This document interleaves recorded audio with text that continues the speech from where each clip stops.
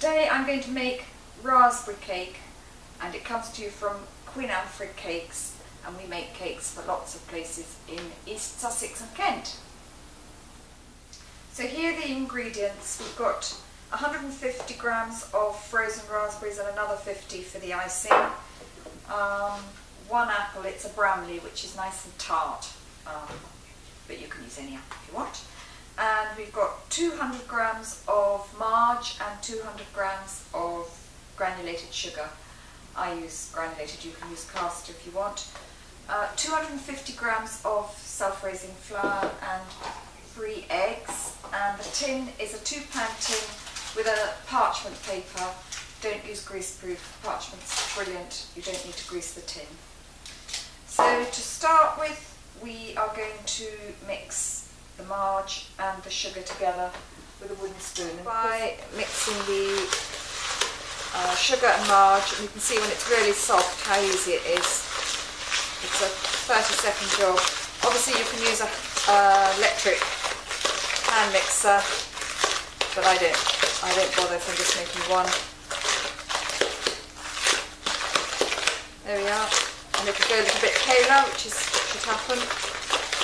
And then it's going to have 3 eggs, and I put them into a separate bowl so that I can extract any shell that can go. So once it goes into the mix, you can't get it out easily. And it goes all in together, and at this stage it will curdle, and it doesn't matter a bit if it curdles, as it will uncurdle when you put the flour in. These are free-range eggs, you can see the nice colour.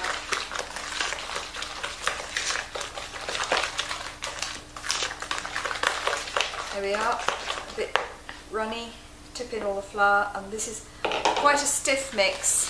In fact, I'll change to a spatula. Quite a stiff mix to hold the raspberries in place so that they don't sink to the bottom.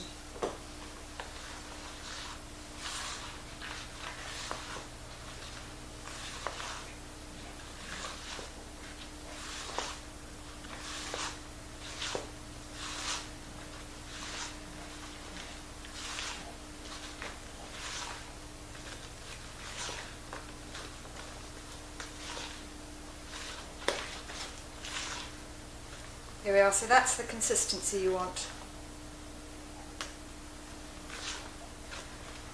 And then you tip in the 150 grams of frozen raspberries, and then you need to chop the apple, which you have to do at the last minute because otherwise the apple goes brown quite quickly.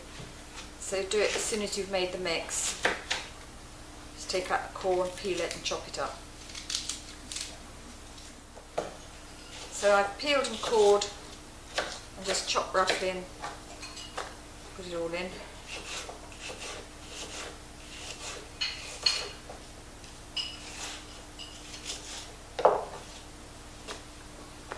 And then it gets folded in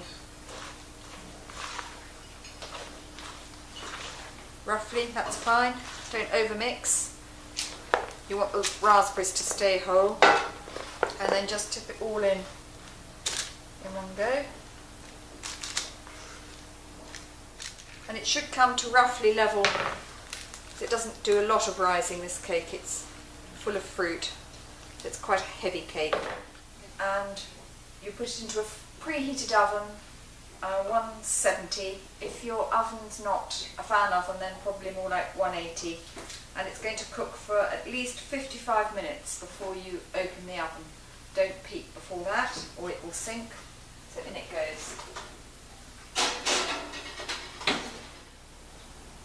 So here's the finished cake that I've turned upside down because you get a nice smooth top, and it's got all the raspberries all the way through. And now we're going to do the crazy icing for the top.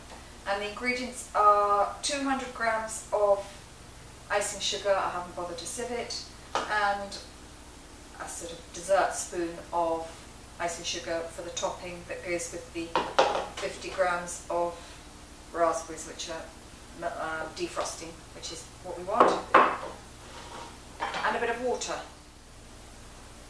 So 200 grams of icing sugar. This is a tablespoon, and it's a bit of an estimate, but I'd start with a tablespoon of water in and give it a stir, and it's going to be poured over the top, and you want it to not drip all the way over and be too thin. In fact, that's a little bit on the thin side, so I'm just going to add a little bit more icing sugar. That's another 50. So let's see this one. It seems to vary each time I make it, so it's why I can't be more specific. So that's looking good now. Sort of quite a stiff mix. I'll just hold it up so you can see.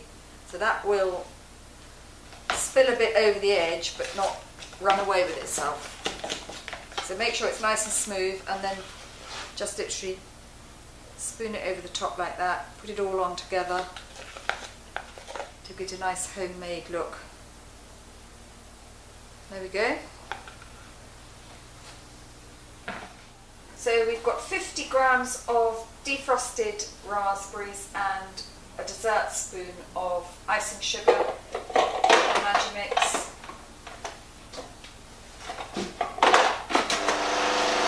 Makes it nice and smooth. Okay, so I've put the raspberry mush coulis, I think it's called, into a piping bag, and make sure that the end isn't yet snipped or you'll have a disaster. And then I just cut the end off,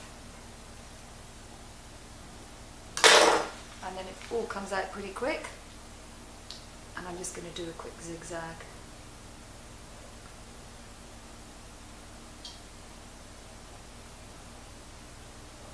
Good, and that's an incredibly intense, yummy flavour there.